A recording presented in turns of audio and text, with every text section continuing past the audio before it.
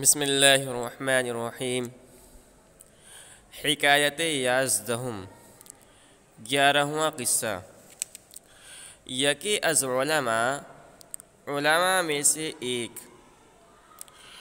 خورندہ بسیار داشت، کھانے والے افراد زیادہ رکھتا تھا، وہ کفاف اندک اور روزی تھوڑی تھی۔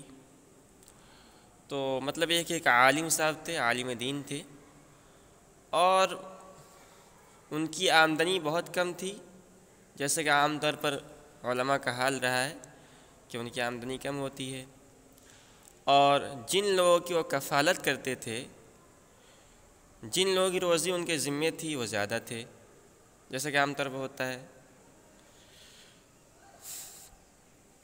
تو اب اس زمانے میں جو نیک لوگ ہوتے تھے، علماء سے محبت رکھنے والے، عقیدہ رکھنے والے، تو کچھ علماء کی مدد کیا کرتے تھے۔ تو ویسے ہی ایک بڑے مالدار قسم کے آدمی تھے، وہ بھی ان عالم صاحب کو کچھ وظیفہ دیا کرتے تھے، ٹھیک ہے۔ تو اب اس وظیفے سے ان کا خرچ تو پورا نہیں ہوتا تھا، لیکن وہ سوال بھی نہیں کرتے تھے۔ لیکن ایک دن انہوں نے اس بڑے آدمی سے سوال کر دیا کہ کچھ زیادہ میری مدد کیجیے۔ تو اب وہ جو مالدار آدمی تھا، جو ان کو وظیفہ دیا کرتا تھا، ان کا بہت بڑا معتقد تھا، ان سے عقیدت رکھتا تھا، ان کو سچا عالم دین مانتا تھا۔ اور یہ بات بعید ہوتی ہے کہ کوئی عالم سوال کرے۔ سوال کرنا یعنی اس زمانے کے اندر بہت بڑا عیب سمجھا جاتا تھا، معیوب سمجھا جاتا تھا۔ تو جب انہوں نے سوال کیا تو اس نے تو پہلے ناگواری کا اظہار کیا، بعد میں بڑھا بھی دیا، لیکن اس کی عقیدت کم ہو گئی ان سے۔ تو اسی کو بیان کر رہے ہیں۔ یکی از علماء خورندہ بسیار داشت، عالموں میں سے ایک عالم کھانے والے افراد زیادہ رکھتا تھا، وہ کفاف اندک اور روزی تھوڑی تھی۔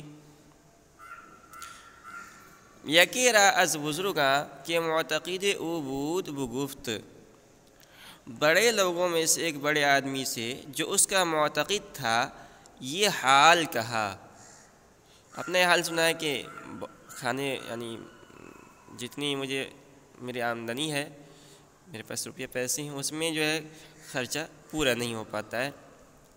تو جب کہا تو روئی از توقع او درہم کشید، تو جب اس مالدار آدمی نے، بڑے آدمی نے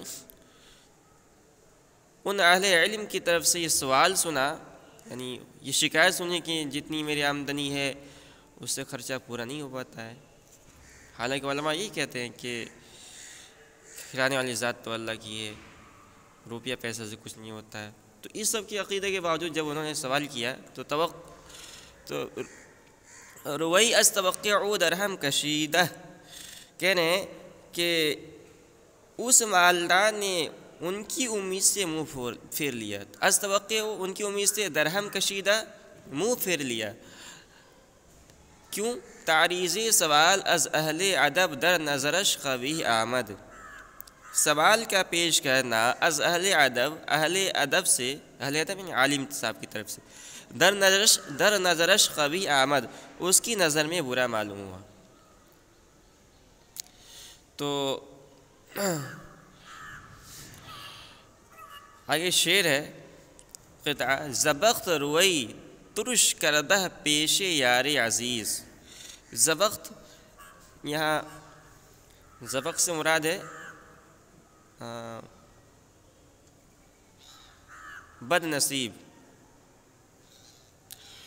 تو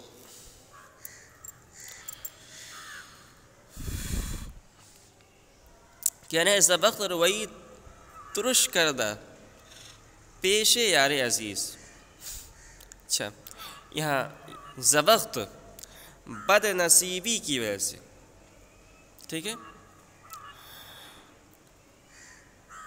بد نصیبی کی وجہ سے روئی ترش، روئی چہرے کے معنی میں، رو کے معنی چہرہ، اسی سے نکرا روئی، اور ترش اسی کی صفت ہے، تیکھا چہرہ یعنی منہ بنا کر ملنا، ہوتا ہے نا کہ آدمی پہ جب مصیبت آتی ہے تو آدمی ایک دم منہ بنا لیتا ہے، یعنی اپنی پریشانی کے آثار کو چہرے سے ظاہر ہونے دیتا ہے.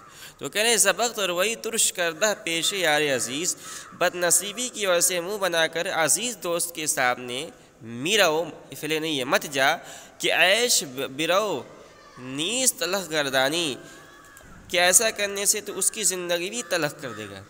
کہ اگر کوئی مصیبت آئے نا تو اس مصیبت کو تو آدمی کو چاہیے کہ ظاہر نہ کرنے دے. زندگی گزارنے کا طریقہ ہی ہے اس مصیبت سے مقابلہ کرے اور اپنے چہرے سے ظاہر نہ ہونے دے. اور اگر آدمی برداشت نہیں کر پا رہا، چہرے سے ظاہر ہو رہا ہے،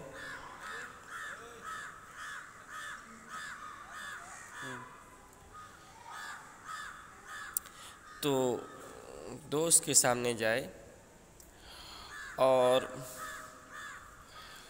اس سے مدد کی ضرورت ہے، دوست کی مدد کی ضرورت ہے، تو آدمی دوست کے سامنے جائے تو خاص طور کر کے دوست کے سامنے بھی مصیبت کو ظاہر نہیں کرنا چاہیے چہرے سے. کیونکہ اگر مصیبت ہم ظاہر کریں گے تو ہماری پریشانی تو ہمارے اوپر ہی ہے، ہماری پریشانی کو دیکھ کے ہمارا دوست بھی پریشان ہو جائے گا. بحاجتے کے روی تازہ روی و خندہ رو،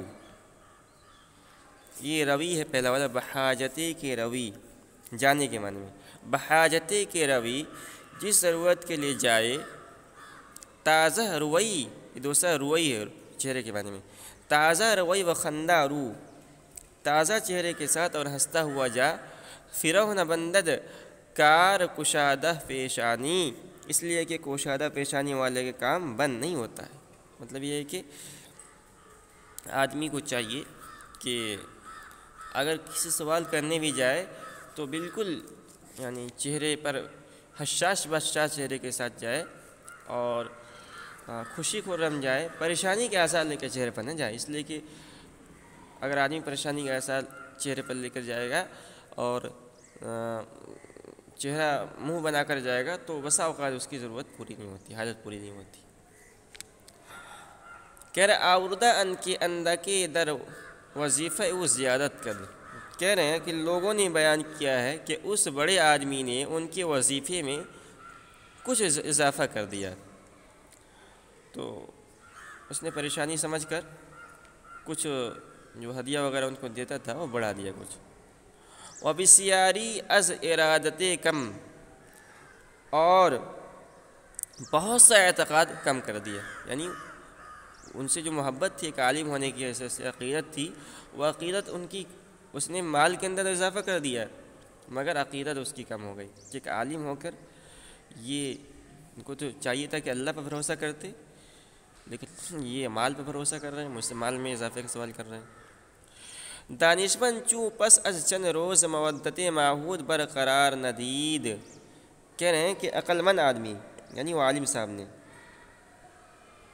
جب چند روز کے بعد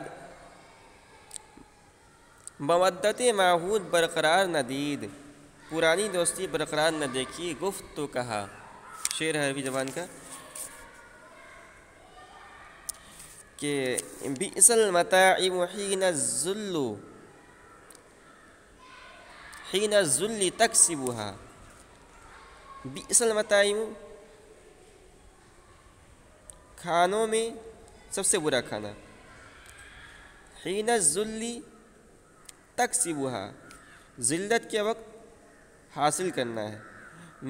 بئس المطاعم حین الذل تکسبها وہ کھانے برے ہیں جنہیں تو حالت ذلت میں حاصل کرے. القدر منتصب والقدر مخفوض، ہانڈی چڑھ جائے گی اور مرتبہ گھٹ جائے گا.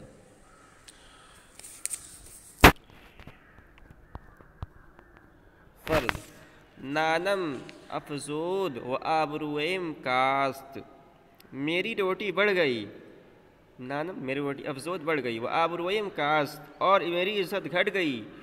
بینوائی و از مذلت خواست، بے مفلسی مانگنے کی ذلت سے بہتر ہے. تو اس پورے حکایت کا اور ان اشعار کا حاصل یہ ہے کہ اہل علم کو چاہیے کہ تنگ دستی اور پریشانی کی حالت میں خوش رہیں اور تھوڑی روزی پر قناعت کریں، اور بڑے لوگوں سے، مالداروں سے سوال نہ کریں، اس لیے کہ بڑے لوگوں کے سامنے سوال کرنا ایک خاص طور پہ اہل علم کے لیے اس میں اپنی عزت کو کمانا ہے۔ ہو سکتا ہے کہ وہ مال یعنی اضافہ کر دے، سوال کو پورا کر دے، مگر اس کی نظر میں تمہاری عزت کم ہو جائے گی، اس لیے اس سے بچنا چاہیے۔